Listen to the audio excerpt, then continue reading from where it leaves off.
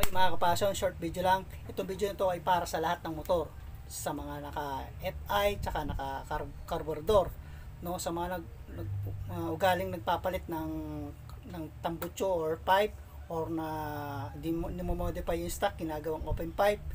Nako, siguraduhin nyo na sa naka carburetor, siguraduhin nyo ito na yung tama yung carburetor, no, para hindi mag-overheat yung makina. Sa mga naka FI, ganun din, ipa-reset yung ECU, no, yung para maiwasan ang pagkasira o na nag-overheat yung ating makina, no.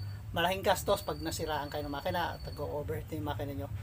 So yun, ingat tayo lagi, ingat tayo sa pagpapalit ng mga pyesa, lalo sa tambutso, okay, para maiwasan yung problema. Ilang, maraming salamat, tips lang mga kapasya, mga paps. Bye bye, peace out, maraming salamat sa panonood, God bless you sa inyo lahat, bye bye.